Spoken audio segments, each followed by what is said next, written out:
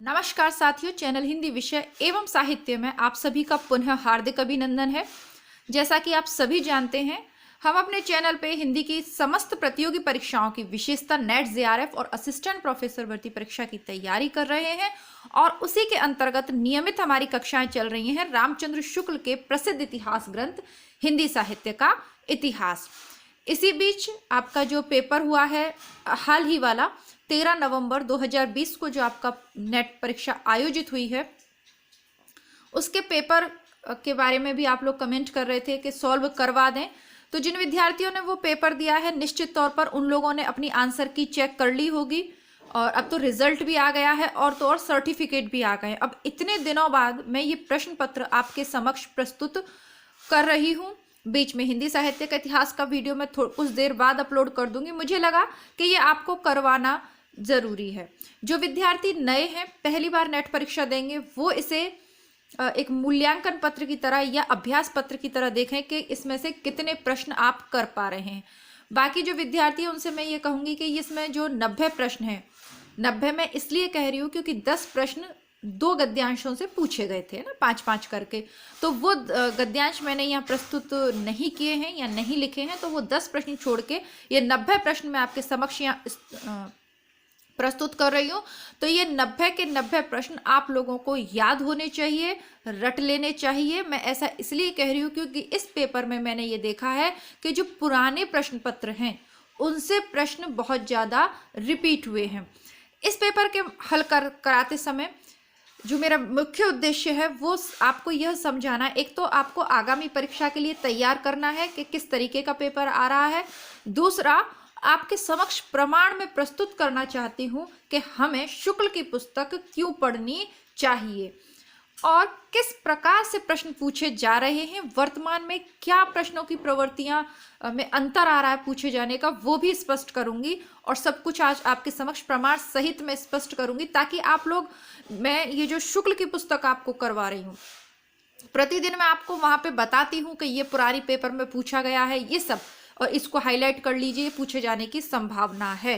तो इतने दिनों से हम पढ़ रहे हैं, तो अब समय है कि आप ये स्वयं भी अनुभव करें कि हमें शुक्ल क्यों पढ़ना चाहिए। जो अनुभवी हैं, जो 1 से 2 परीक्षा 4-5 परीक्षाएं दे चुके हैं, वो इस तथ्य से अवगत हैं कि अब नेट परीक्षा को शुक्ल के पुस्तक को पढ़े बिना पास करना असंभव सा है। आप भी आज के वीडियो देखने के बाद ये समझ जाएंगे कि मैं क्यों आपको जोर देके शुक्ल की पुस्तक जबरदस्ती पढ़ने के लिए कह रही हूँ, मैं क्यों नहीं आपको शॉर्ट नोट्स दे देती। चलिए पहला प्रश्न देखते हैं। हालांकि मैं इसके 50 प्रश्न पहले करवा चुकी हूँ, लेकिन मैंने उसे प्लेलिस्ट में नहीं लगाया। प्लेलिस्ट में जहां आपको पुराने सभी पेपर यानी 40 से 41 पुराने प्रश्न पत्र हैं जो कि अभ्यास पत्र के रूप में आपको करने हैं, जहां प्लेलिस्ट बनी हुई है उसी में ये वाला पेपर मैं ऐड कर दूंगी। तो अगर आप इसको जैसे बाद में भी देखना चाहें तो आपको प्लेलिस्ट में ये वाला मिलेगा, ठीक है, 90 प्रश्नों वाला। पहला कथन इसमें आया था, और एक और बात, ये क्रमानुसार नहीं है, इनको मैंने आपकी सुविधा के हिसाब से लिखा है, ठीक है। इसको रजिस्टर में मैंने उस तरीके से लिखा है जिससे आपको प्रश्नों की प्रवृत्ति को समझने में सहायता मिले। मैंने इतनी मेहनत करी है, रजिस्टर में लिखा है, तो अवश्य ही किसी उद्देश्य से लिखा है, तो वो मैं आपको आगे बताऊंगी। शुरू करते हैं ये वाला पेपर। उन्होंने पाश्चात्य नाट्य साहित्य के किताबी ज्ञान को निजी अनुभव और पर्यवेक्षण के खरल में कूट पीसकर सामाजिक दिग्दर्शन का नवीन और तथ्यपरक रसायन तैयार किया। जगदीश चंद्र जी ने किस नाटककार के बारे में यह कहा है? तो यह कहा है उन्होंने उपेंद्रनाथ अश्क के विषय में, ठीक है। ये उपेंद्रनाथ अश्क के विषय में जगदीश चंद्र जी ने कहा है। तो ये नाटक से आपका प्रश्न हो गया। फिर अंधायुग नाटक है धर्मवीर भारती जी का, उससे लगातार 2 प्रश्न पूछ लिए हैं। पात्रों को उनकी चारित्रिक विशेषताओं के साथ सुमेलित करना था। युयुत्सु सत्याग्रही है, अश्वत्थामा एक पाश्विक प्रतिहिंसिक प्रवृत्ति का व्यक्ति है, संजय कर्मलोक से बहिष्कृत और तिरस्कृत व्यक्ति हैं, और विदुर संशयग्रस्त हैं, ठीक है। ये इनकी चारित्रिक विशेषताएं थी। और पुराने पेपर में मैं यहाँ पे लिख देती हूँ, ओल्ड पेपर है ना, ओ, तो ये पुराने प्रश्न पत्र से पूछा हुआ प्रश्न है। यदि आपने नेट के सभी पेपर मेरे साथ चैनल पे सॉल्व किए हैं तो निसंदेह आप इस प्रश्न को सही करके आए होंगे। देखिए अंधा ऐसा नहीं है कि एक ही, जैसे कि पहले जैसे 10 यूनिट हैं तो हिसाब से देखा जाए तो 5-5 प्रश्न उसे प्रत्येक यूनिट से पूछना चाहिए, लेकिन ऐसा वो नहीं कर रहा। या 10 यूनिट है तो उस तरीके से प्रश्न, यानी कि हर यूनिट से बराबर प्रश्न पूछे, ऐसा नहीं है। वो भी नहीं है, बल्कि नाटकों में भी एक ही नाटक से 2 प्रश्न पूछ लिए हैं। तो ये प्रवृत्ति देखी जाए तो सही नहीं कही जा सकती, क्योंकि अन्य लेखकों के भी सिलेबस में नाटक रखे हुए हैं, उनको न पूछ के धर्मवीर भारती के भी केवल एक ही अंधा युग से 2 प्रश्न पूछे हैं। दोनों मैंने लिख दिए हैं।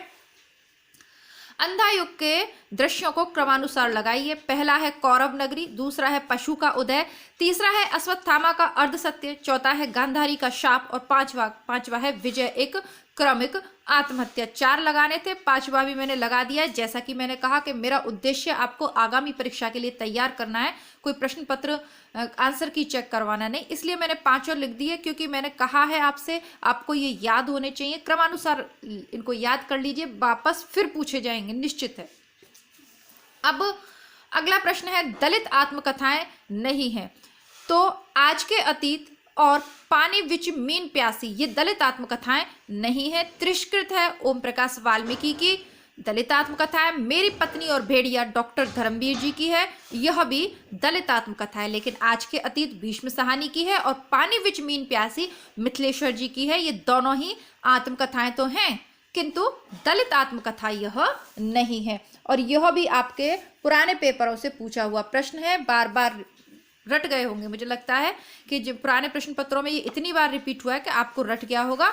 आगे बढ़ते हैं। लाला बृजकिशोर और मुंशी चुन्नीलाल किस उपन्यास के पात्र हैं? अभी मैं आपको शुक्ल का इतिहास ग्रंथ तब मैं पढ़ा रही थी, जहां द्वितीय उत्थान में, आधुनिक काल के द्वितीय उत्थान में जब उपन्यासों का प्रसंग आया था, वहां परीक्षा गुरु की कुछ पात्रों के नाम दे रखे थे, उनका संवाद से कुछ लाइनें आपको पढ़ के सुनाई थी, वहां ये दोनों नाम आपको मिल जाएंगे। तो देखा जाए तो उत्तर तो सही उत्तर है इसका परीक्षा गुरु, जो कि लाला श्रीनिवास द्वारा रचित है। भाग्यवती श्रद्धाराम फुल्लौरी का है।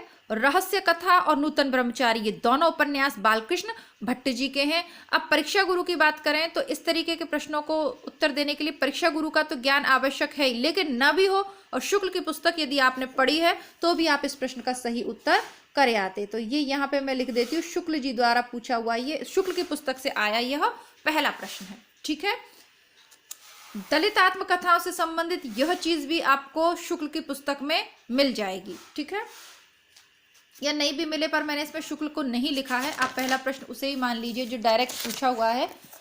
सतपुड़ा के जंगल कविता में गौंड जाति किसको पालकर बैठी है? तो सतपुड़ा के जंगल यह कविता है भवानी प्रसाद मिश्र जी की, हमारे सिलेबस में लगी हुई है। सही उत्तर है मुर्गे और तीतर। अब एक और प्रश्न है, नगर बाहिर डोंबी तोहरे कुड़िया छाई छोई। नगर बाहर, थोड़ा सा देखते हैं इसको दोबारा। नगर बाहिर डोंबी तोहरी कुड़िया छाई छोई जाई सो बाहर नाड़िया, यह किसका है? तो इसको देखिए, ये शुक्ल की पुस्तक में मैंने आपको आदिकाल का वीडियो बताया था, ये फर्स्ट शिफ्ट में पूछा गया, इसको मैंने यहाँ लिख भी दिया है। सिद्ध कण्हपा डोमनी का आहन गीत इस प्रकार गाते हैं। तो कण्हपा सही उत्तर है, ये भी शुक्ल की पुस्तक से पूछा गया है। तो ये दूसरा नंबर डाल देते हैं जो शुक्ल की पुस्तक से पूछा गया है। 2 प्रश्न शुक्ल की पुस्तक से पूछ लिए हैं अब तक। सही उत्तर है इसका कण्हपा।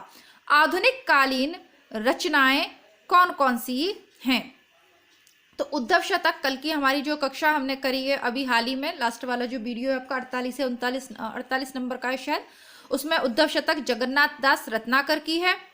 ठीक है, और भ्रमरदूत यह भी आधुनिक कालीन रचना है। सुदामा चरित्र नरोत्तम दास का है, अवधि भाषा में रचा है। और रास पंचाध्यायी से लगातार रास पंचाध्यायी को पूछा जा रहा है। हम सभी जानते हैं कि ये नंददास द्वारा रोला छंद में लिखी हुई एक रचना है।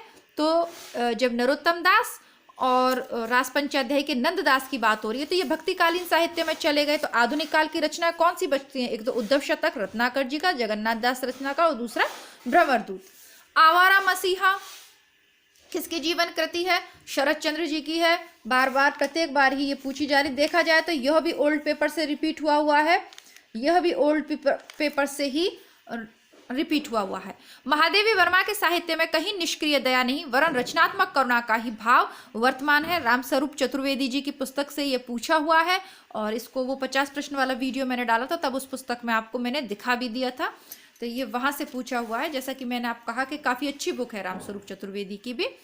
हिंदी साहित्य और संवेदना का विकास मेरे पास उपलब्ध है, बुक आप देखना चाहें तो ये देख सकते हैं ना, ये बुक मेरे पास उपलब्ध है और इस पर मैंने स्वयं ही चेक करके आपको बता दिया था जब तक कि आंसर की नहीं आई थी। जन्म काल के हिसाब से जमाना है, सबसे पहले आएंगे रामवृक्ष बैनीपुरी, उसके बाद आएंगे नंद दुलारे वाजपेयी, तीसरे नंबर पे रामविलास शर्मा और चौथे नंबर पे हैं नलिन विलोचन शर्मा जी। जैसा कि मैंने आपसे कहा था कि वर्तमान में लेखकों के जन्म काल पूछे जाने की प्रथा दोबारा से शुरू हो गई है। ठीक है, इसके बाद है गोरी सोवे सेज पर मुख पर डारे केस, चल घर खुसरो आपने रैन भई चहु देश। तो ये किस अमीर खुसरो ने कब कहा था? तो ये अमीर खुसरो ने अपने गुरु निजामुद्दीन औलिया की मृत्यु पर कहा था। और जब मैंने आपको शुक्ल की पुस्तक को पढ़ाया था आदिकाल के अंतर्गत तब भी, और जब हिंदी साहित्य का सरल इतिहास पढ़ाया था, दोनों समय मैंने ये दोहा आपको बोल के सुनाया था और ये कहा था कि ये दोहा अपने आप में बहुत महत्वपूर्ण है, क्योंकि ये पाठ्यक्रम में, स्कूली जो पाठ्यक्रम की पुस्तकें होती हैं ना जहाँ अमीर खुसरो का पाठ है, वहाँ ये दोहा दिया हुआ था। याद है दिमाग में, आपको बताया भी था मैंने, तो ये बिल्कुल बताए हुए ही प्रश्न आ रहे हैं। तो इसका सही उत्तर यही होगा, निजामुद्दीन औलिया की मृत्यु पर। और उत्तर प्रदेश के पूर्वांचल के एक कस्बा नुमा गांव शिवपालगंज की कहानी किस उपन्यास में है? राग दरबारी में है। यह भी ओल्ड पेपर से पूछा हुआ प्रश्न है, पूर्व में भी हम इसको पढ़ चुके हैं। समानांतर कथा प्रसंगों को लेकर लिखा गया नाटक कौन सा है? एक और द्रोणाचार्य। यह भी पुराने पेपर से हमारा आया हुआ प्रश्न है। एक और द्रोणाचार्य किसका? सुरेंद्र वर्मा जी का है ये नाटक। और दो प्रसंग इसमें समानांतर चलते हैं, मतलब दो कथाएं चलती हैं एक साथ। जैसे आपने राजा निर्वंशिया वाली कथा पढ़ी थी ना कमलेश्वर की, उसमें एक राजा निर्वंशिया की कहानी चलती है और एक सामान्य कहानी, उसी प्रकार इसमें एक द्रोणाचार्य की कहानी चल रही है और एक सामान्य। अब फोर्ट विलियम कॉलेज कलकत्ता के विषय में सत्य नहीं है। ये भी शुक्ल की पुस्तक से एज इट इज उठाया हुआ प्रश्न है। मैंने आपको आधुनिक काल की शुरुआत से पहले फोर्ट विलियम कॉलेज पढ़ाया था और आपको बार बार आगाह भी किया था, समझाया भी था कि आपके जो सिलेबस दिया हुआ है नेट परीक्षा का, वहां पे टॉपिक है फोर्ट विलियम कॉलेज, स्पष्ट टॉपिक में दिया हुआ है, तो प्रश्न पूछा ही जाएगा। कोई गुंजाइश नहीं है बिल्कुल संशय की कि नहीं पूछा जाए, 100% पूछा जाएगा और प्रश्न पूछा भी गया है। तो प्रोफेसर गिलक्राइस्ट इसके प्राध्यापक थे, बिल्कुल सही बात है। इंग्लैंड से नवागत अंग्रेज शिक्षकों के प्रशिक्षण की इसमें व्यवस्था थी, बिल्कुल सही बात है। आधुनिक भारतीय भाषाओं की जानकारी नहीं है, बिल्कुल गलत बात है, क्योंकि इंग्लैंड से जो नवागत अंग्रेज अफसर आते थे उनको भारतीय भाषाओं का ज्ञान कराया जाता था, इसी के लिए और हिंदी के विकास के लिए ही तो बहुत सारे यहाँ पर सदल मिश्र, लल्लू लाल मिश्र और भी बहुत जो विद्वान थे तो वो यहाँ पर नियुक्त किए गए थे। तो तीसरा ऑप्शन गलत हो गया और इसकी स्थापना 1800 में हुई थी, यह सही है। काफी कुछ इसमें से पुराने पेपर में पूछा गया है, इसको भी आप रिपीट हुआ प्रश्न मान सकते हैं। स्त्री नाटककार कौन है? बिना दीवारों के घर मनु भंडारी के और नेपथ्य राग मीराकांत का। ये भी पुराने पेपर में बार बार आपको मैंने बताया था। ठीक है, तो ये सब पुराने पेपर में से हैं, कुछ ही प्रश्न ऐसे हैं जो रिपीट नहीं हुए, बल्कि मुझे लगता है कि जो साथी पुराने पेपर करके गए हैं ना मेरे साथ चैनल पे, निश्चित तौर पर उनका सिलेक्शन हुआ ही है। प्रजा ही रहने दो, ये गिरिराज किशोर जी का है।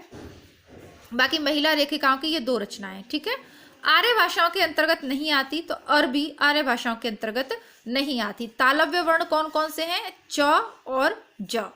प्रतीकवादी नाटककार, विज्ञान गीता केशवदास की बार बार पूछी जाती है। ज्योत्सना है पंत की, नवरस है सेठ गोविंद दास का और देव माया प्रपंच ये है देव की, है ना, देव की। तो देव माया प्रपंच नाम से स्पष्ट है।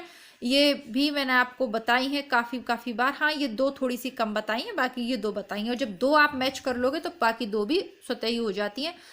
ठीक है, तो ये अब आपको याद कर लेनी है। अब आप पहली बार इन्हें पढ़ रहे हो, पुराना पेपर सॉल्व कर रहे हो, क्या कर रहे हो, क्या, उससे कोई लेना देना नहीं है, लेकिन आगामी परीक्षा के लिए ये आपको रट जानी चाहिए। ये जो शरद चंद्र वाला प्रश्न है पिछली परीक्षा में पूछा गया था, लगातार रिपीट कर दिया। ऐसा भी नहीं है कि 1-2 साल का गैप हो, डायरेक्ट प्रश्न रिपीट हो रहे हैं। बोलियों को सुमेलित करना है।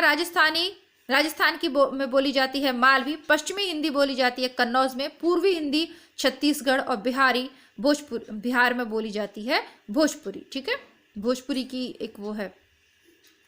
मम्मट, अब ये भारतीय साहित्य शास्त्र से प्रश्न पूछ लिया है। मम्मट 11वीं सदी के उत्तरार्ध में हुए हैं, भामा 6वीं शती के मध्य में हुए हैं, शंकुक 9वीं सदी के आरंभ में हुए हैं और विश्वनाथ का समय है 14वीं शताब्दी। ठीक है, सबसे नए कौन है? विश्वनाथ है और सबसे पुराने हैं भामा। तो ये मुझे इसी क्रम में कि भामा सबसे पुराने हैं जो अधिकतर हैं उनमें, और विश्वनाथ सबसे बाद में हुए। तो इस तरीके से भी आप कर सकते हैं। 2 मिल जाते हैं ना तो नेट के पेपर में, बाकी तो मिलाने बहुत सी परीक्षाएं ऐसी होती हैं जिसमें चारों ही बिल्कुल सुमेलित नहीं होते, लेकिन नेट में मैंने देखा यदि 2 के उत्तर आप ढूंढ लो ना तो बाकी 2 के भी मिल जाते हैं। उत्तर आधुनिकता का तत्व नहीं है, तो उत्तर आधुनिकता का तत्व केंद्रवाद नहीं है। विकेंद्रीकरण है, विखंडन भी है, स्थानीयता भी है, लेकिन केंद्रवाद नहीं है। देखी जाए तो अगर इसको राजनीतिक तरीके से सत्ता का विकेंद्रीकरण किया जाता है ना, तो ये उत्तराधुनिकता का तत्व नहीं हो सकता। ये आपके साहित्य शास्त्र से आया हुआ प्रश्न है। छत्तीसगढ़ की रंग शैलियां कौन कौन सी हैं? नाचा और पंडवानी, है ना। ख्याल राजस्थान की है, तो नाचा और पंडवानी ये छत्तीसगढ़ की रंग शैलियां। ख्याल क्योंकि पिछली बार भी पूछा गया था इसी तरीके का प्रश्न, सेम तरीके का प्रश्न रिपीट हुआ है। पत्रिकाएं हैं, ये सभी की सभी पत्रिकाएं वो हैं जो पुराने पेपर करवाते समय आपको रट गई थी। कवि वचन सुधा भारतेंदु की है, हिंदी प्रदीप बालकृष्ण भट्ट की है, ब्राह्मण प्रताप की है, सदादर्श लाला श्रीनिवास दास की। देखी जाए तो अगर मैं कहूं तो ये कह सकती हूँ कि ये भी शुक्ल की पुस्तक से पूछा हुआ प्रश्न है। सांप्रदायिक विद्वेष और विभाजन की त्रासदी पर आधारित कौन कौन से उपन्यास हैं? तमस और झूठा सच। ठीक है, तमस किसका है? भीष्म साहनी जी का है। झूठा सच किसका है? यशपाल का है। आवारा मसीहा शरदचंद्र की जीवन कृति है और महाभोज मनु भंडारी जी का है। ठीक है, मनु भंडारी द्वारा रचित नहीं है, तो महाभोज उनका रचित है। आपका बंटी हमने पढ़ाई है चैनल पे, वो भी उनके द्वारा रचित है। शैलूष और बसंती ये 2 उनके द्वारा रचित नहीं है। शैलूष शिव प्रसाद सिंह का है और बसंती भीष्म साहनी का, या पता नहीं, याद नहीं आ रहा किसका है, लेकिन मनु भंडारी द्वारा रचित नहीं है। महाभोज यहाँ पर भी पूछ लिया और यहाँ पर भी पूछ लिया। ठीक है, प्रेमचंद की कहानी प्रायश्चित के मुख्य पात्र हैं सुबोध चंद और मदारी लाल। टी.एस. इलियट की पुस्तकें हैं the sacred woods, the wasteland. तो ये आपके पाश्चात्य काव्य शास्त्र से आ गया। शकुन और जोशी के अंतर संबंधों का वर्णन किस उपन्यास में है? आपका बंटी में है। मनु भंडारी से कितने प्रश्न पूछ लिए है ना। धर्मवीर भारती के पीछे पड़ गए तो डायरेक्ट 2 प्रश्न पूछ डाले, मनु भंडारी के पीछे पड़ गए तो 2-3 प्रश्न उनसे पूछ डाले। चलिए, शकुन और डॉक्टर जोशी, आपका बंटी उपन्यास हम चैनल पे पूरा पढ़ चुके हैं, तो आपको किसी भी प्रकार की कठिनाई नहीं होगी। शुक्ल के अनुसार कयामत का वर्णन किसमें है? जायसीकृत आखिरी कलाम में है। वैसे तो शुक्ल से बहुत सारे प्रश्न मिल जाएंगे, लेकिन सीधा ये पूछा है तो इसको कर देते हैं। घनानंद की है विरह लीला, बोधा की है विरहवारी, सूदन की है सुजान चरित, पद्माकर की है जगद विनोद। तो ये सभी सुमेलित करनी है और ये सभी शुक्ल की पुस्तक में पढ़ी हैं, लेकिन डायरेक्ट शुक्ल से नहीं पूछा तो मैं यहाँ नहीं लिखूंगी, बाकी ये पढ़ी है हमने शुक्ल की पुस्तक में।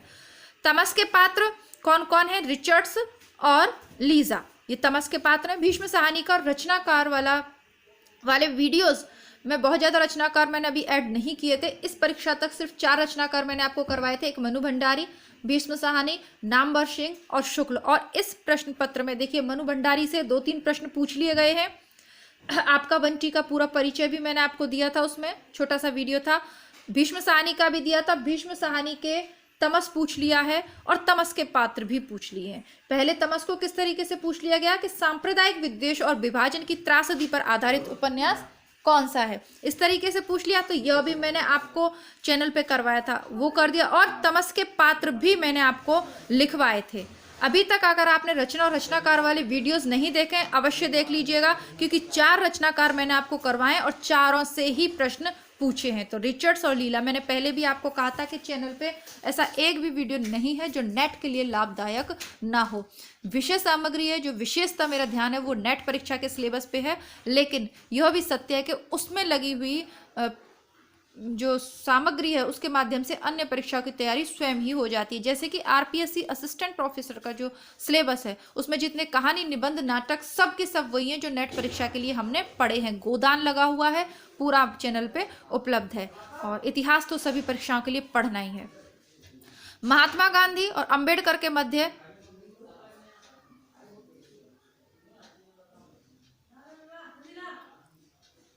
किस बात को लेकर मतभेद था। तो अलग मतदाता सूची पर लेकर मतभेद था। अंबेडकर जी चाहते थे कि अलग से वर्ग विशेष के लिए मतदाता सूची हो, लेकिन उन्होंने कहा कि यदि ऐसा होगा तो भारत के फिर छोटे छोटे टुकड़े हो जाएंगे और सांप्रदायिक विद्वेष फैल जाएगा। इसलिए गांधी जी ने इस बात को नहीं माना और यह इनके बीच मतभेद का कारण रहा।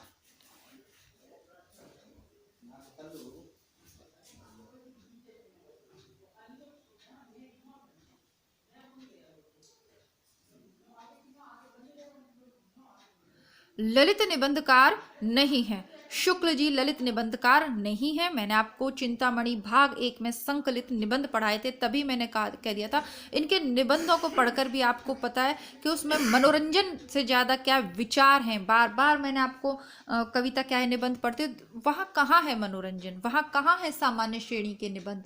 उनमें तो गूढ़ रहस्य है, गूढ़ जानकारी है, गूढ़ सत्य है, प्रमाण है। प्रमाण के लिए उन्होंने जगह जगह पर उदाहरण स्वरूप विभिन्न के पंक्तियां इंग्लिश की भी हिंदी की भी उद्धृत की हैं। तो ललित निबंधकार नहीं है, ठीक है। बाकी ये ललित निबंधकार है ना। कुबेरनाथ का तो प्रिया नीलकंठी नाम से ही आप लगा लेंगे। हजारी प्रसाद द्विवेदी जी का आलोक और वो पढ़ा था, तब भी मैंने आपको ये बता दिया था कि ये आलोक कैरिकुटज, ठीक है। तो यह भी शुक्ल से पूछा हुआ है, इसे आप चौथा प्रश्न मान सकते हैं। क्रमानुसार लगाना है। भाग्यवती, देवरानी जेठानी, वामा शिक्षक और निसहाय हिंदू। पहले नंबर पे आएगा देवरानी जेठानी 1870, दूसरे पे वामा शिक्षक 1872, तीसरे में भाग्यवती 1877, चौथे में निसहाय हिंदू 1890। बेटा ये बेड पे पैर मत लगाओ। तो ये जो क्रमानुसार लगाने वाले जितने भी प्रश्न आए हैं, मैंने आपको इस तरीके के नोट्स अवेलेबल करवाए थे चैनल पे। नोट्स कह लीजिए या ये कह लीजिए कि पुराने पेपर में जो कुछ भी पूछा गया था, जैसे जितने भी क्रमानुसार लगाने वाले क्या बोलते हैं उनको, हाँ, कविताकार पूछे गए, सॉरी यार बच्चे बीच में जब बोल जाते हैं ना तो डिस्टर्ब हो जाता है, उपन्यास पूछे गए या फिर जैसे कहानियाँ पूछी गई, तो इनके अलग अलग मैंने आपको वीडियो करवाए थे कि ये कहानियाँ हैं जो पूछी गई हैं। और मैंने आपसे ये भी कहा था कि आप इतनी भी कर लोगे तो इससे बाहर कुछ भी नहीं जाएगा, और ये बात बिल्कुल सही साबित हुई। उससे बाहर पूछा भी नहीं है।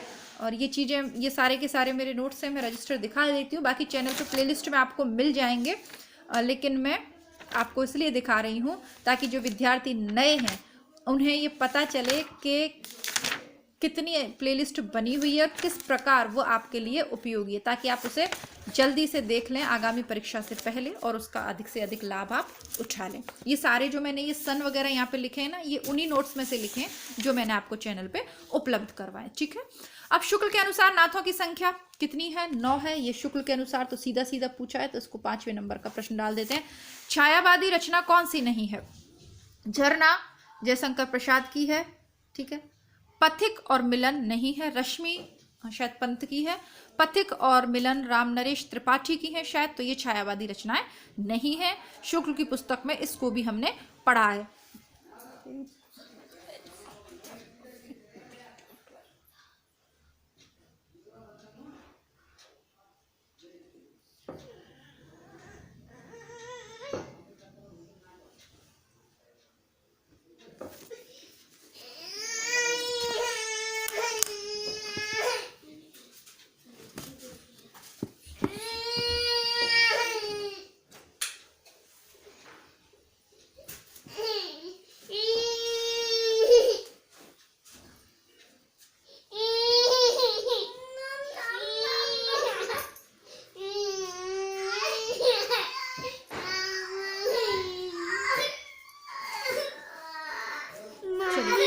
आगे देखते हैं, दूधनाथ सिंह द्वारा रचित कहानी संग्रह कौन सा है? तो 2 हैं उनके, धर्म क्षेत्र। बेटू चुपो चुपो, सोचो सोचो, भैया गंदा है, मेरी बेटी को जगा दिया, छोटी गुड़िया को, सोचो।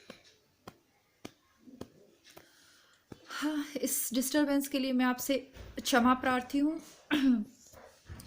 अब आप यदि मेरे नियमित विद्यार्थी हैं तो ये आप जानते होंगे कि मैं अपनी छोटी गुड़िया को सुलाकर ही आपके लिए वीडियो तैयार करती हूँ, और अधिकतर वीडियोस में वो बीच में जग जाती है, क्योंकि जो बड़े बच्चे होते हैं ना घर में, वो कुछ ना कुछ ऐसी शैतानी करते हैं कि वो जग ही जाती है ना। तो चलिए थोड़ा सा आपको क्या बोलूं, चलिए कुछ नहीं बोलती, आप समझदार हैं, समझ जाएंगे। दूधनाथ सिंह द्वारा रचित कहानी संग्रह है धर्म क्षेत्र, कुरुक्षेत्र और निष्कासन, दो इसके इनके हैं और दोनों का ही रचनाकाल 2002 है। ठीक है, तो ये आपको देखना है। इसके बाद आगे बढ़ते हैं हमारे अगले प्रश्न पर। जैसा कि मैंने कहा, प्रश्नों को उस क्रम में आपको नहीं मिलेंगे ये जिस क्रम में पेपर में आए थे, सुमेलित करना है इनको।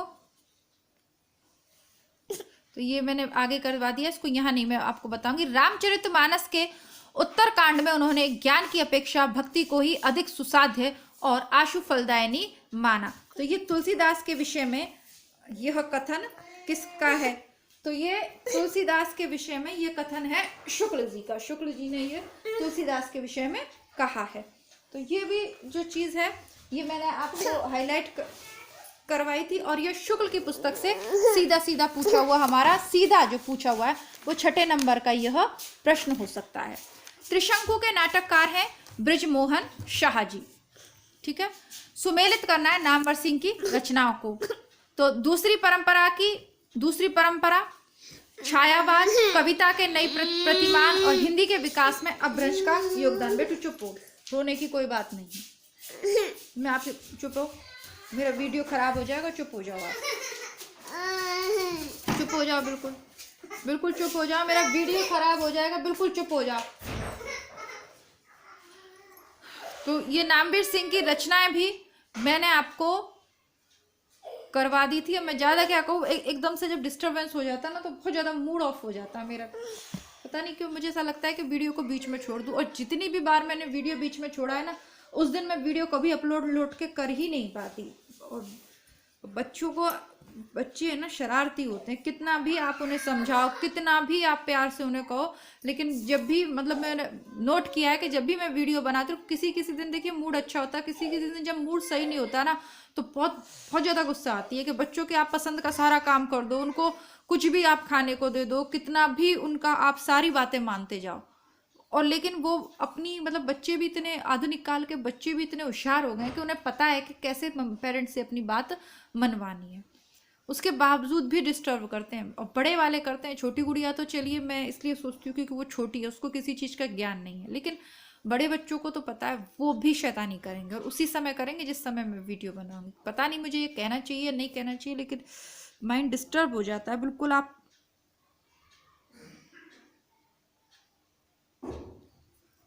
चलिए, द्विवेदी योगीन कविता की विशेषता है इतिवृत्तात्मकता और प्रबंध प्रियता। यशपाल की कहानी पर्दा के पात्र हैं चौधरी पीर बख्श और बब्बर अली खां। यशपाल की कहानी पर्दा हमारे सिलेबस में नहीं लगी है, लेकिन एनटीए द्वारा आयोजित जितने भी पेपर हैं, पूर्व के पेपरों में तो नहीं, लेकिन एनटीए द्वारा आयोजित जितने पेपर हैं उनमें सिलेबस से बाहर प्रश्न पूछने की प्रवृत्ति बहुत ज़्यादा है। हमारे सिलेबस में 15 से 20 कहानी लगी हुई है, उनके पात्र न पूछकर किसी अन्य कहानी के जो कि सिलेबस में है ही नहीं उसके पात्र पूछ लेना सही नहीं है। अगर आप चाहें तो इस पे चैलेंज भी किया जा सकता था। यदि आपके जीआरएफ में एक आध नंबर से कमी रह जाए तो ऐसे प्रश्नों को प्रश्न पत्र में ढूंढकर आप उन्हें चैलेंज कर सकते हैं ना। लेकिन पर्दा मैंने चैनल पे आपको पढ़ाई थी, क्योंकि मुझे पता है कि पर्दा कहानी हिंदी साहित्य की प्रमुख कहानी है, इसलिए मैंने पढ़ा दी थी। तो जिन विद्यार्थियों ने नेट की तैयारी मेरे चैनल से की है, निश्चित ही इस प्रश्न का सही उत्तर वो दे के आए होंगे। वापसी पारिवारिक उपेक्षा और अप्रासंगिकता की कहानी है। पिछली बार भी वापसी से प्रश्न पूछा गया था और इस बार भी पूछा गया है। तीसरी कसम आंचलिकता से संबंधित है। तीसरी कसम कहानी सिलेबस में है, फणीश्वर नाथ रेणु की है। वापसी उषा प्रियमवदा की है। तीसरी कसम पूरी पढ़ी है। आंचलिकता की आंचलिक उपन्यासकार हैं फणीश्वर नाथ रेणु की विशेषता ही आंचलिकता है। और उनकी तीसरी लाल पानी की बेगम वो भी हमने पढ़ी है। माया दर्पण नारी समस्या और नारी स्वातंत्र पर आधारित है। परमात्मा का कुत्ता नगरीय जीवन पर आधारित कथा है। तो इस प्रकार की कहानियों से भी कई सारे प्रश्न पूछे हैं इस बार। तद्भव शब्द नहीं है वायु। तारीख भाषा किस भाषा का शब्द है? तारीख अरबी भाषा का शब्द है। आषाढ़ का एक दिन के पात्र हैं दंतुल और अनुस्वार। जायसी के प्रेम काव्य को आधार मानकर अपने इतिहास ग्रंथ में नामकरण किसने किया है? ग्रियर्सन ने किया है। और विभाजन की त्रासदी पर आधारित ये हम कर चुके हैं। रामचंद्र के अनुसार द्वाश्रय काव्य के रचयिता कौन है? वेरी वेरी इंपॉर्टेंट प्रश्न। अब आप कहते हो कि मैं आपको इस तरीके के जो प्रश्न हैं इनका देखिए बहुत से जो सरल हैं विभाजन की त्रासदी पर आधारित ये वो, इनको तो सारे विद्यार्थी करके आएंगे, और जो प्रश्न पुराने पेपर से रिपीट हुए हैं उनको भी प्रत्येक विद्यार्थी, प्रत्येक से मेरा मतलब जो पढ़ने वाले हैं, देखिए फॉर्म बहुत ज़्यादा पढ़े जाते हैं लेकिन सब विद्यार्थी पढ़ने वाले फॉर्म नहीं भरते। कंपटीशन हमेशा कुछ ही हजार विद्यार्थियों में होता है, भले ही आप लाखों फॉर्म भरे जाएं उससे कोई मतलब नहीं है। इस पे कभी अन्य चर्चा करूंगी, आज इसको करते हैं पेपर को। तो इस तरीके के जो प्रश्न हैं ये आपको मेरिट में आपका स्थान सुनिश्चित करते हैं, ये आपका जीआरएफ क्लियर करते हैं। जिन विद्यार्थियों का फर्स्ट पेपर नेट का अच्छा होता है वो तो आसानी से कर ले जाते हैं, लेकिन यदि फर्स्ट पेपर में आपकी रुचि नहीं है और हिंदी ही के आधार पर ही आप जीआरएफ लेना चाहते हैं तो फिर शुक्ल को रट डालिए। ये प्रश्न आपको कहीं नहीं मिलेगा, भले इसमें देखिए रामचंद्र शुक्ल के अनुसार उसमें लिखा हुआ ही है, रामचंद्र शुक्ल के अनुसार ये लिख ही दिया है, ये अच्छी बात है। न भी लिखते तो भी ये प्रश्न, इस प्रश्न का उत्तर हमको शुक्ल के अलावा कहीं मिल ही नहीं सकता। इसको कल मैंने आपके लिए ढूंढ के रखा था। अभी देखिए ये शुक्ल की पुस्तक में मैंने आपको आदिकाल जब पढ़ाया है तो ये है, ये दिसंबर 2019 में इसी पेज पे पूछा हुआ है। सिद्धों और योगियों की रचनाओं का जीवन की ये पूछा हुआ है। अब सिद्ध हेमचंद्र का जहाँ प्रसंग मैंने आपको कराया है आदिकाल के अंतर्गत, वहीं देखिए नीचे ये मैंने आपको करवाया था, इसको हाईलाइट भी आपको करवाया था। ये तो मैंने अभी लिखा है 13 नवंबर 2020 को ये पूछा हुआ है।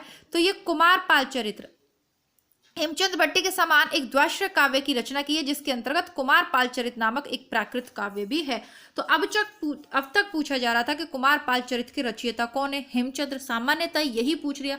लेकिन अब परीक्षक शुक्ल की पुस्तक को अपने पास में रखकर प्रश्न पत्र बना रहा है, तो वो ये नहीं पूछ रहा बल्कि इससे आगे बढ़कर क्या पूछ रहा है, क्योंकि ये किसके अंतर्गत आता है, द्वाश्रय काव्य के अंतर्गत। तो सीधे सीधे पूछ लिया द्वाश्रय काव्य के रचयिता कौन है, उत्तर हेमचंद्र। तो कुमारपाल चरित्र हेमचंद्र की रचना है, कुमारपाल चरित्र। इसको बहुत से गाइडों में दिया है, सब रट के जाएंगे, लेकिन इसको सिर्फ और सिर्फ आप करोगे। क्यों? क्योंकि आप शुक्ल की पुस्तक पढ़ के जा रहे हो, ठीक है। तो इसीलिए मैं आपको ये पुस्तक पढ़ा रही हूँ। अब आपको समझ में आ रहा होगा ना कि कितनी इंपॉर्टेंट है ये। कौन सा शब्द यौगिक तो है पर रूढ़ नहीं, जलद। सिंदूर की होली के किस पात्र ने विधवा मनोरमा का हाथ जीवन भर अविवाहित रहने के लिए पकड़ा, ना कि उसे अपनी स्त्री बनाने के लिए? सही उत्तर है मनोज शंकर। आचार्य क्षेमेंद्र के ग्रंथों के नाम है कवि कंठावरण और सुब्रत तिलक। ये आचार्य क्षेमेंद्र के भारतीय काव्य शास्त्र से हैं। ये कवि कवि कंठावरण और सुब्रत तिलक दो हैं इनके। और देखिए इस तरीके के प्रश्नों को सॉल्व करने के लिए भी आपको उपन्यासों को पूरा पूरा पढ़ना ही पड़ेगा। आगे देखते हैं। सीता हरण तात जनी कहो पिता सन जाय, जो में राम तो कुल सहित कहिए दसानन जाय। अर्थांतर संक्रमित वाच्य ध्वनि है इसमें, ठीक है। हजारी प्रसाद द्विवेदी की रचनाएं कौन कौन सी हैं? तो साहित्य का मर्म और मध्यकालीन धर्म साधना, ये हजारी प्रसाद द्विवेदी जी की दो रचनाएं हैं। मैं बार बार आपसे कहती रही कि हजारी प्रसाद द्विवेदी का वीडियो भी रचनाकार वाले में अपलोड कर दूंगी, नहीं कर पाई, गलती रही मेरी, तो उसको अभी सुधारते हुए अभी जैसे पुस्तक समाप्त होती है उसको भी मैं ऐड कर दूंगी। ये भी काफी महत्वपूर्ण लेखक है नेट के लिए। कौन सी अवधारणा मार्क्सवादी विचारधारा के प्रतिकूल है? तो इतिहास चक्र ये विचारधारा मार्क्सवादी विचारधारा के प्रतिकूल है। इसी प्रश्न को बढ़ाकर आगे प्रस्तुत किया गया, मैं समझाऊंगी। एक ही जैसे कि अंधायुग से 2 प्रश्न पूछे, मनु भंडारी से 2-3 प्रश्न पूछ डाले, भीष्म साहनी से 2-3 प्रश्न पूछ डाले, हजारी प्रसाद द्विवेदी से 2-3 प्रश्न पूछ डाले जाएंगे, है ना। तो इस तरीके का है एक वो मिला है। इस बार निर्गुण धारा से बहुत ज्यादा प्रश्न पूछे गए, सगुण काव्य से उतने नहीं पूछे गए। तो ये एक पैटर्न है जिसके पीछे पड़ गया, जिस पेज को खोल के बैठ गया, जिस लेखक को लेके बैठ गया, परीक्षक वहीं से लिख दिए और वो as it is paper set भी हो रहा है। ये छोटी छोटी चीजें, छोटे छोटे ट्रिक हैं जो आपको समझने में मदद करेंगी, ठीक है। जब आप निरंतर पुराने पेपर को देखोगे तो ये चीजें आपको स्वयं स्पष्ट होने लगेंगी। अब मार्क्सवादी विचारधारा के प्रतिकूल क्या है? इतिहास चक्र। लेकिन अनुकूल क्या है? यानी मार्क्सवादी विचारधारा में सम्मिलित क्या है? सर्वहारा का अधिनायकत्व, वर्गहीन समाज और परिवर्तन की अनिवार्यता। यानी इतिहास चक्र का मतलब है इतिहास अपने आप को दोहराता है, लेकिन मार्क्सवाद कहता है कि परिवर्तन अनिवार्य है, इतिहास स्वयं को नहीं दोहराता। शॉर्ट शब्द में बता रही हूँ, हालांकि ये इसकी सही व्याख्या नहीं हो सकती, लेकिन अभी सरल रूप में समझने के लिए जब हम इसे पढ़ेंगे तो विस्तार से पढ़ेंगे। साधो देखो जग बोराना, साच कहो तो मारन धावे, झूठे जग पतियाना, हिंदू कहते हैं राम हमारा, मुसलमान रहमाना, आपस में दो लड़े मरत हैं, मरम कोई न जाना। तो इसमें कौन सा भाव नहीं है? तो धार्मिक सद्भाव भी है, सामाजिक सौहार्द भी है, एक ईश्वरवाद की प्रतिष्ठा भी है, धार्मिक असहिष्णुता का भाव इसमें नहीं है ना। ये हिंदी साहित्य का सरल इतिहास में शायद ये उदाहरण आपको मिल जाएगा पुस्तक में, चैनल पे उपलब्ध प्लेलिस्ट में देखिएगा। प्रेम मार्गी सूफी काव्य की विशेषता क्या है? ईश्वर को नायिका के रूप में परिकल्पित करना, नायक को ईश्वर के समकक्ष मानना, कथानक रूढ़ियों का अनिवार्यतः प्रयोग करना। तो दो है इसमें, पहला है ईश्वर को नायिका के रूप में परिकल्पित करना, यानी ईश्वर को नायिका मानना, और कथानक रूढ़ियों का प्रयोग, तोता तोती, सुख सुख संवाद, ठीक है। और ये दो नहीं है इसके, नायक को ईश्वर नहीं, ईश्वर को नायक, ऐसा कुछ नहीं है। पहला ए और सी इसका सही उत्तर है। अब आपकी सुविधा के लिए स्थापना और तर्क के 5 प्रश्न पूछे गए थे, पांचों को मैंने एक जगह रख दिया है, क्योंकि आपके लिए जो स्थापना और तर्क वाली प्लेलिस्ट मैंने बनाई हुई है, जहां पुरानी परीक्षा में पूछे हुए सभी स्थापना और तर्क के प्रश्न आपको मिल जाएंगे, वहीं मैं ये 5 प्रश्न भी अलग से वीडियो बना के ऐड कर दूंगी। अभी इसको पेपर के साथ देख लेते हैं। स्त्री विमर्श के अनुसार स्त्री केवल जैविक उत्पत्ति है, यह गलत बात है। पितृसत्तात्मक व्यवस्था स्त्री के व्यक्तित्व और विचारों का नियमन नहीं कर सकती, दोनों ही तथ्य गलत है। समझाऊंगी इनको जब स्थापना और तर्क का अलग से वीडियो डालूंगी। काव्य का आलंबन विशिष्ट व्यक्ति नहीं, सामान्य जन ही हो सकता है, गलत, क्योंकि काव्य का केंद्रीय विषय मनुष्य है, सही।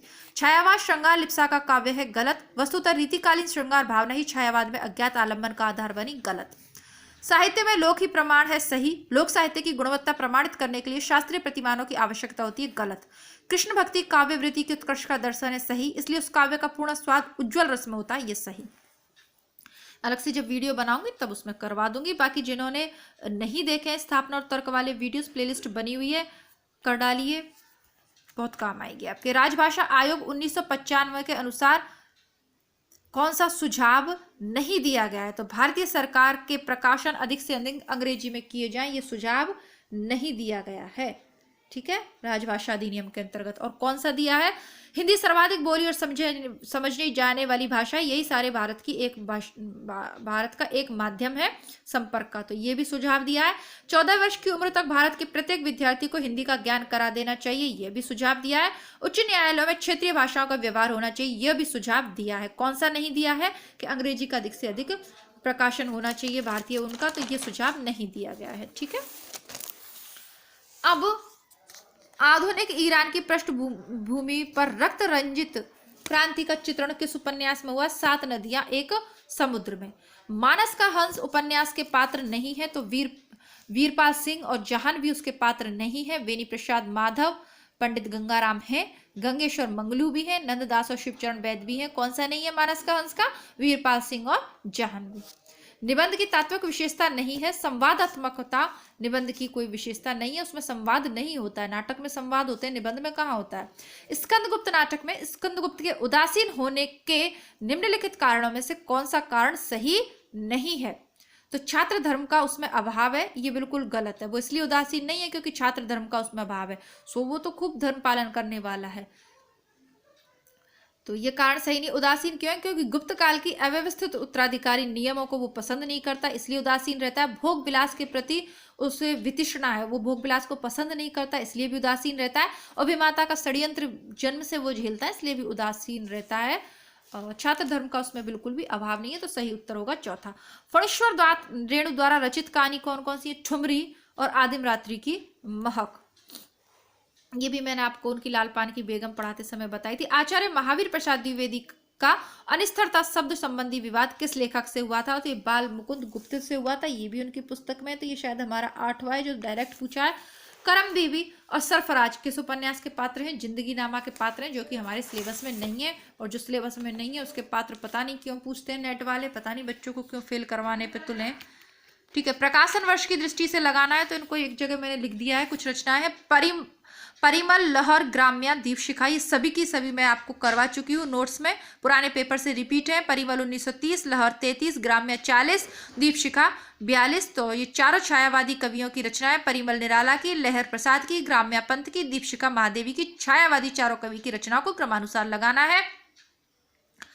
रचनाओं को सन उनसे पूछा गया था, तो ये भी मैं आपको जो कविता वाले क्रमानुसार लगाने वाले किए थे, तब आपको बार बार समझाया था कि इन एक ये जो छोटे छोटे से हैं पुराने प्रश्न पत्रों में पूछी गई कहानियां एक जगह, पुराने प्रश्न पत्रों में पूछे गए क्रमानुसार लगाने वाले उपन्यास के प्रश्न एक जगह, निबंध के प्रश्न, इनसे 3-4 तरीके के प्रश्न करोगे, हल कर लोगे। अब उसी में मैंने आपको बताया था इनको क्रमानुसार कि लोकायतन 1964 में लिखा गया, आंसू 1925 में, भारत भारती की रचना 1912 में हुई और चित्ररेखा ये 1935 में। ये सब के सब उन्हीं नोट्स में से पूछे गए हैं, तो जरूर देखें। विद्यानिवास मिश्र द्वारा रचित निबंध नहीं है किस किस को नमन करूं, शिव प्रसाद सिंह का, और कुछ चंदन की, कुछ कपूर की, विष्णुकांत शास्त्री का, अस्मिता के लिए और अंगद की नियति, यह इनके निबंध है। ये प्रश्न का उत्तर गलत दे दिया था, इसको बाद में करेक्ट करके बोनस अंक सबको दिए गए थे, ठीक है। तो अस्मिता के लिए और अंगद की नियति ये विद्यानिवास मिश्र के रचित निबंध हैं, ये दोनों नहीं है। प्रकाशन वर्ष के अनुसार कहानियों को लगाना है। देखिए, एक टोकरी भर मिट्टी 1901, प्लेग की चुड़ैल 11 वर्ष का समय 1903 और धुलाई वाली 1907। ये शुक्ल की पुस्तक में भी, ये अभी ही तृतीय उत्थान में छोटी कहानियों के अंतर्गत ये ऐसे प्लेग की चुड़ैल 11 वर्ष का समय धुलाई वाली ये दिए हुए हैं। तभी मैंने आपको कहा था कि ये जो लिस्ट इन्होंने दे दी है इसको रट लीजिएगा, पूछा जाएगा और पूछा गया है। भाषाओं का लगाना है, पहली प्राकृत, सौरसैनी, पूर्वी हिंदी और वर्तमान हिंदी, क्रमानुसार लगाना है विकास क्रम के आधार पर। नामवीर सिंह की रचनाओं का सही अनुक्रम, हिंदी के विकास में अपभ्रंश का योग, छायावाद, कविता के नए प्रतिपान और दूसरी परंपरा की खोज। तो ये 2 प्रश्न नामवर सिंह से पूछ लिए गए हैं, चैनल पे आपको करवा दिए थे रचनाकार वाले वीडियो में, तो आप सही करके आए हैं। रघुवीर साहे के कविता संग्रहों का सही क्रम, आत्महत्या के विरुद्ध, हंसो हंसो जल्दी हंस को, लोग भूल गए, कुछ पत्ते और कुछ पते कुछ चिट्ठियां। कहानी राजा निर्वंशिया 1957, एक और जिंदगी, यही सच है 66 और बांगचू, सबकी सब हमारे नोट्स से पूछी गई हैं, तो आपने चैनल पे करे हैं तो इनको बताने की जरूरत मुझे नहीं है। लेखिकाएं हैं, मैत्री पुष्पा की है अलमा कबूतरी, प्रभा खेतान की छिन्नमस्ता, मधु कांकरिया की सूखते चिनार, नासिर शर्मा की है पारिजात। यह भी पुराने पेपर से पूछा हुआ है, कुछ भी बहुत कम प्रश्न ऐसे आए जो मैंने आपको करवाए नहीं है, बाकी सब कुछ पढ़ा हुआ ही आया है। सत्य कथन छाटना, ये कुछ पाश्चात्य लेखकों के प्रश्न हैं जो मैंने एक जगह आपके लिए कर दिए हैं।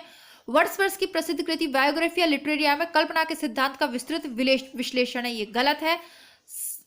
सैमुअल टेलर कॉलरिज और विलियम वर्ड्सवर्थ में गुरु शिष्य का संबंध था और कल्पना के संबंध में दोनों के मत का यह एक महत्वपूर्ण कारण था, यह भी असत्य है।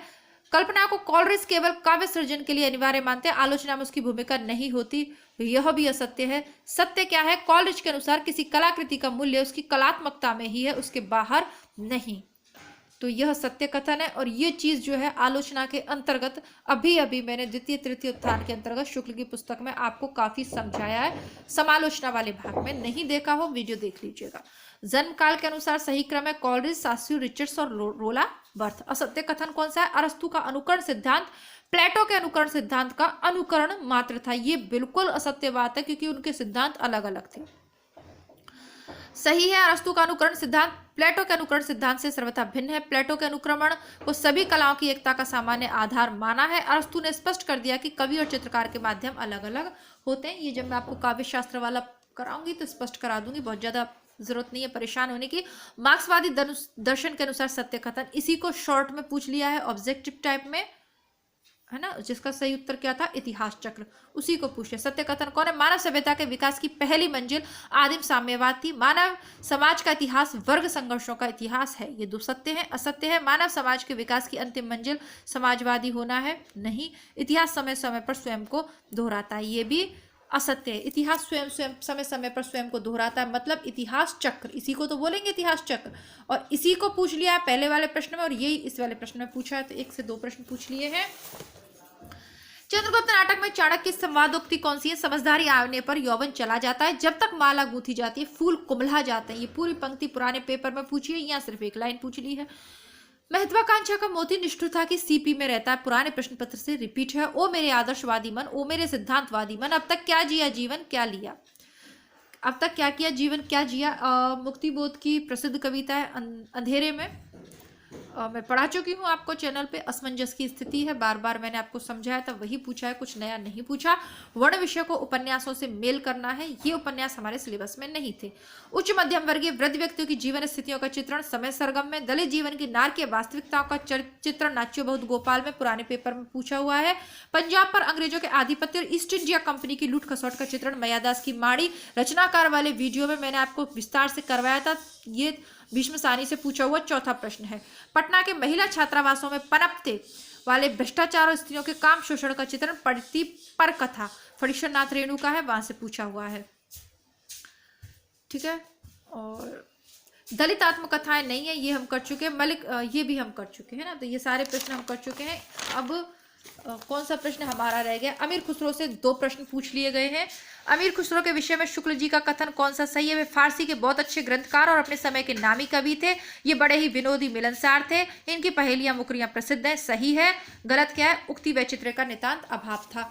अब भैया इतना डायरेक्ट कोई कैसे पूछ सकता है? कोई पूछ सकता है इतना डायरेक्ट? लेकिन भैया नेट वाला परीक्षक पूछ रहा है। ये देखिए, ये मैंने खुसरो पढ़ाया था, ठीक है, तब आपको करवाया था। सीधा सीधा प्रश्न देखिए। फारसी के बहुत अच्छे ग्रंथकार थे, समय के नामी कवि थे। एज इट इज लाइन लगाइए। विनोदी मिलनसार और सहृदय थे। As it is. पहेलियां और मुकरियां प्रसिद्ध है। एज इट इज मतलब शब्दों का भी हेरफेर नहीं किया, सीधा सीधा उठा के छाप दिया परीक्षक ने। उक्ति वैचित्र्य की प्रधानता थी, ठीक है, और ये क्या कह रहा है? उक्ति वैचित्र्य का नितांत अभाव था। तो ये गलत हो गया, बाकी हमारे सही हो गए। अब कामायनी के शुरुआत में ये लाइनें दी हैं जयशंकर प्रसाद ने, जो यहाँ लिखी है। यदि श्रद्धा और मनु अर्थात मनन के सहयोग से मानवता का विकास का रूपक है तो भी बड़ा भाव में और शालज्ञ है। कामायनी के संदर्भ में स्वयं भूमिका में प्रसाद ने ये लिखा है। देश प्रेम ही क्या, प्रेम ही तो है। इस प्रेम का आलम्बन क्या? सारा देश अर्थात मनुष्य, पशु पक्षी, नदी नाले, वन सहित सारी भूमि।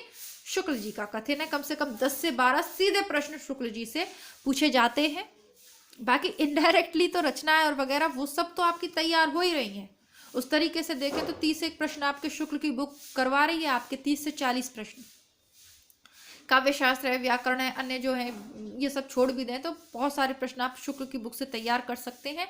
इसीलिए हम शुक्ल की पुस्तक को पढ़ रहे हैं।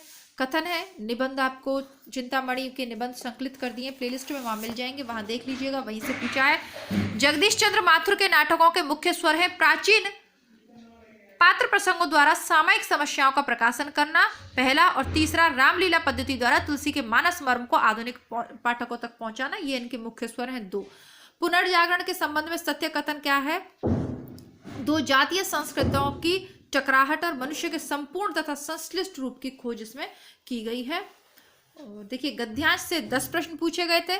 स्थापना और तर्क के 5 प्रश्न पूछे गए थे। प्रकाशन वर्ष के क्रमानुसार लगाने 10 प्रश्न हैं। सुमेलित करने वाले 10 प्रश्न थे। विकल्प जहाँ 4 में से चेक करना था वो 25 थे, और जिन्हें हम सामान्य श्रेणी में यानी सरल सी जो पुराने पेपर से रिपीट हुए हैं, और कुछ इजी से जो प्रश्न रहते हैं सरल से जो कि आते ही हैं लगभग, है ना, तो वो 40 प्रश्न थे। इस तरीके से आपके पूरे पेपर का मैंने विश्लेषण कर दिया। जिन विद्यार्थियों ने ये पेपर नहीं देखा है फर्स्ट शिफ्ट वाला, जरूर देख लें। साथ ही साथ मेरा उद्देश्य आपको ये समझाना था कि शुक्ल की पुस्तक क्यों पढ़नी है। नेट परीक्षार्थियों को स्पष्ट हो गया होगा आपके दिमाग में कितने प्रश्न, है ना, बहुत मायने रखते हैं। 30 से 40 प्रश्न अगर आपको एक पुस्तक से मिल जाते हैं, और आपको क्या चाहिए? गद्यांश आपको करना ही है 50 प्रश्न, आधा तो आपका शुक्ल की बुक ही तैयार कर दे रही है। बाकी बचे कुछ और प्रश्न, ये स्थापना और तर्क के, तो ये तो आपको किसी बुक में मिलने वाले नहीं है। क्रमानुसार लगाने वाले आपको नोट्स मैंने करवा दिए, उससे आपके हो जाएंगे।